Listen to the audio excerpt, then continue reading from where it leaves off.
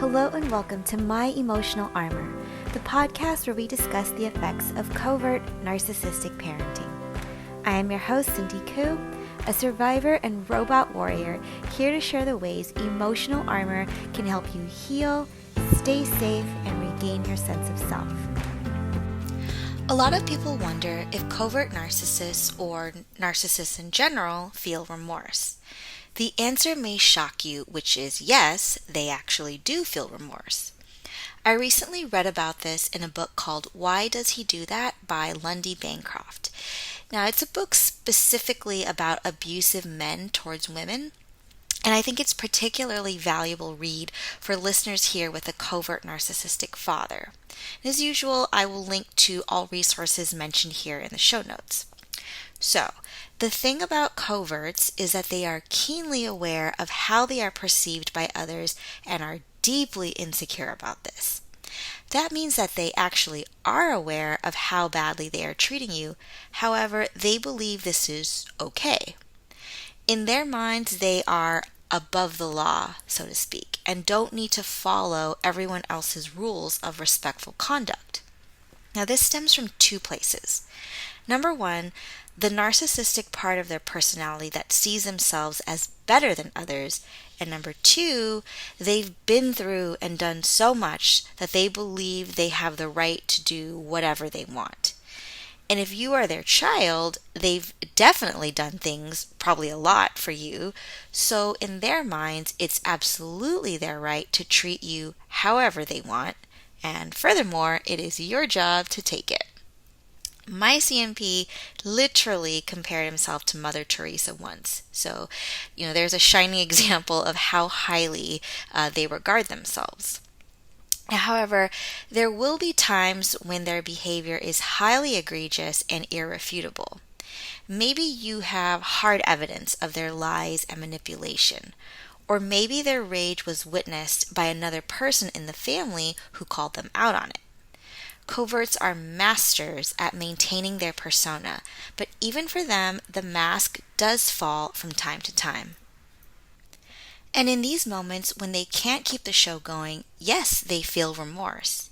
Now, remorse by definition is deep regret of guilt for a wrong committed. The way your CNP experiences, however, is different from how you or I would. If we break it down, they feel regret and guilt not because you are hurt, but because it is activating their hypersensitive shame trigger. CMPs walk around with a lot of shame. It's why they need to boast about all the nice things they've done and make people feel sorry for them, because deep down they are insecure and ashamed of who they are, so they overcompensate with their victim narrative. Now, it is natural for someone to feel ashamed after they've done something wrong. A person can react in a number of ways. They may take accountability by apologizing and not doing it again, or they may need a few days to process any embarrassment and then work up the courage to apologize. For a covert narcissist, though, the guilt and remorse triggers their intense shame, and then because this is so painful for them, like a death really, their sense of entitlement immediately kicks in as a defense. What happens next is they will try and punish you for making them feel so much shame. A covert will make a big show about how horrible they feel with the specific purpose of hurting you more than you hurt them. Forget the fact that you were lied to and insulted by them. In an instant, it's all about them again. If this is your parent, you'll hear things like, "My whole life has been for you, and now the one person I've lived for is turning away from me and accusing me of these things." They do this to get you to say, "No, it's not like that. It wasn't that bad," or, "It's okay, Mom." They want you to comfort them and make them feel less bad about themselves. They also do it so that now the attention is off of what they've done to you and back on how badly they feel. You'll leave the interaction feeling like they said all the words of someone who is very remorseful, and yet you won't feel like they actually are. And this is 100% a form of gaslighting. And the kicker is, if you brought it up with them, they would lean on their words, which sounded like they were sorry, but deep down, you know something is off. It was a little too dramatic. It was a little too much about them. You may have even forgotten how hurt you were in the first place. And the bad news is that pain stays in you while they walk away feeling like you're not mad at them anymore. One of the best things my CNP did for me was tell me straight up that when I bring up something he's done wrong, he feels like I'm doing it to hurt him, and so he tries to hurt me back for it. That's straight from the narcissist's mouth and was incredibly validating for me, and so I hope that it is for you too to hear that. So now what do? You go gray rock. Don't give in to their drama. If they are wailing on about how you don't love them, you can say calmly, Mom or Dad, I did not say that. If they're crying about how could you treat me this way, you can say, hey, I'm an adult letting another adult know about something that I did not like. Don't let them spin it.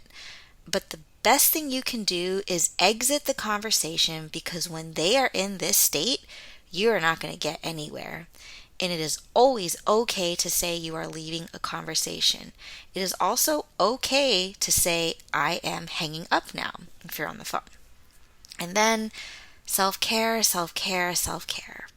Chances are your nerves are shot and an emotional wound has been opened.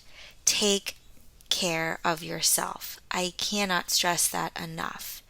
Even if I leave a rage fest with my CNP appearing cool and unaffected, afterwards I am always exhausted. Give yourself the space and time to recover. Remember, not only did you have the CNP's initial offense hurled at you, but you also had their guilt and shame projected onto you, and you were expected to comfort them. That is a lot. And after that, radical acceptance. I'm not the first to say it, and you'll hear it in all the narcissist support circles. They aren't going to change. This is one of the most impossible conditions to change, so do not wait. Do not wait for an apology, a real one anyway, or any accountability. My therapist told me something very validating after my CNP pulled this exact type of stunt on me. I caught my parent bold-faced, acting very immaturely like a victim or a child, really. Like I had text messages to prove it all. And when I called him out, he admitted he was wrong. After he said that, I stayed quiet to give him space to apologize. And of course, an apology never came. After relaying this to my therapist, she told me that you can't make anyone take accountability.